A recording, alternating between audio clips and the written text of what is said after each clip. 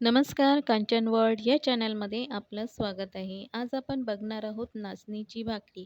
नाचणीची भाकरी ही 2 प्रकारे केली जाते. एक आहे सुक्या पिठाची किंवा अशी उकडीच्या पिठाची. तर मी केलेली आहे ती आहे उकडलेल्या पिठाची. जसं आपण तांदळाची भाकरी उकडलेल्या पिठाची बनवतो, तशीच मी नाचणीच्या पिठाची बनवलेली आहे. तर त्याची रेसिपी आज मी शेअर करत आहे. तर नक्की बघा. ही भाकरी डायबिटीज पेशंटसाठी किंवा सगळ्यांसाठीच खूप पौष्टिक अशी असते. म्हणून ही भाकरी जी आहे डायबिटीज पेशंटला किंवा ज्यांना काही आजार आहे त्यांना ही दिली जाते किंवा आपण सुद्धा खाल्ली तरीसुद्धा आरोग्यासाठी चांगली आहे. बघा अशी मऊसूद अशी भाकरी तयार होते. तुम्ही 2 दिवससुद्धा ठेवू शकता ही भाकरी. अशी छान अशी राहू शकते. तर भाकरी बनवण्यासाठी मी इथे पातेल्यामध्ये 1 कप पाणी घेतलेलं आहे. चांगलं उकळून घ्यायचं आहे पाणी. आज मला इथे 4 भाकरी बनवायच्या आहेत. मी 1 कप पाणी घेतलेलं आहे, म्हणजे आपण पाणी जो पितो त्याचा मेजरमेंटमध्ये 1 कप किंवा 1 ग्लास पाणी इथे आपण घेतलेलं आहे. ते पाणी चांगलं गरम होऊन द्यायचं, उकळी येऊन द्यायची आणि त्याच्यामध्ये जेवढं मावेल तेवढं पीठ घालायचं आहे. जसं आपण मोदकांसाठी उकड बनवतो, तशीच आपण इथे नाचणीच्या भाकरीसाठी उकड बनवत आहोत. तर बघा जेवढं पीठ राहिलेलं आहे त्या पाण्यामध्ये तेवढं मी घेतलेलं आहे आणि हे परातीमध्ये असं ओतून घ्यायचं आहे, काढून घ्यायचं आहे.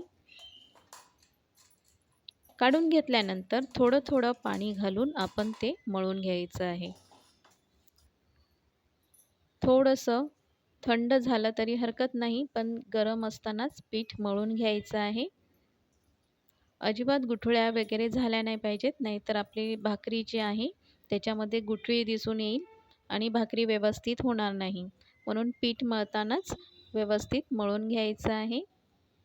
पाणी जास्त घालायचं नाही, कारण नाचणीचं पीठ हे चिकट असते. त्याला जास्त पाणी लागत नाही, म्हणून थोडं-थोडं पाणी घालून पीठ मळून घ्यायचं आहे. तर अशा प्रकारे बघा पीठ मळून घ्यायचं आहे. पीठ एकदम सुकं पण नाही दिसलं पाहिजे आणि एकदम ओलसर पण नाही दिसलं पाहिजे. आपल्याला भाकरी करता येईल इतपत सैल सोडायचं आहे. आता या पिठाचे आपण गोळे करणार आहोत. तर ह्याच्यामध्ये साधारण 4 भाकऱ्या होतात. तर इथे बघा, ह्याचे मी 2 भाग केलेत आणि आपल्याला लागेल तेवढा मोठा गोळा बनवून घ्यायचा आहे. भाकरीसाठी आधी गोळा बनवायचा आणि नंतर मग त्याची भाकरी थापायची आहे किंवा वळायची आहे. तर इथे बघा, मला जेवढी भाकरी पाहिजे होती, जेवढी तुम्हाला मोठी करायची असेल तेवढा मोठा गोळा घ्यायचा आहे.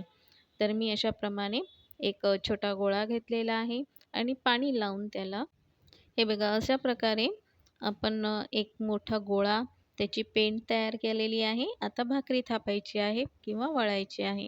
तर सुरुवातीला परातीला पाणी लावून घ्यायचं आहे आणि हळू-हळू हलक्या हाताने भाकरी थापायची आहे. आपण पाण्यावर भाकरी करतोय म्हणून थोडं-थोडं पाणी लावायचं आहे, म्हणजे भाकरी अगदी मऊसूत होते.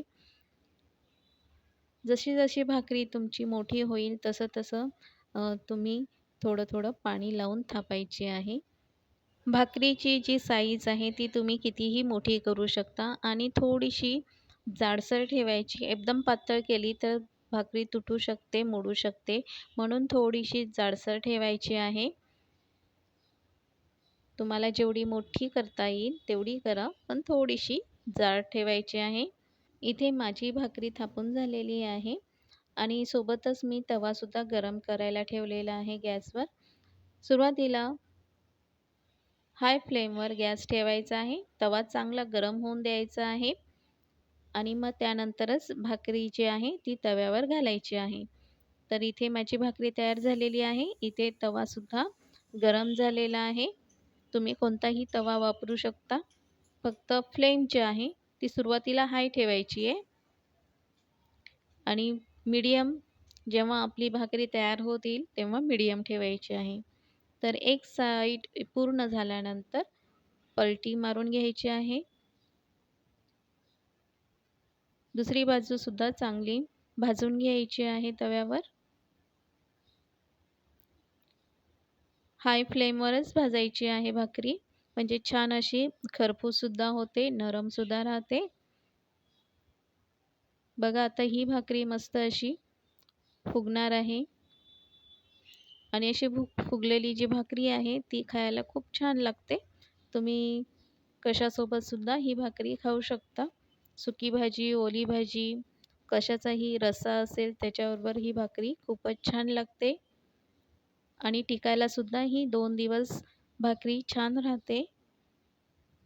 तर अशा प्रकारची नाचणीची भाकरी तयार झालेली आहे. तर अशाच मी सर्व भाकरी तयार करून घेणार आहे.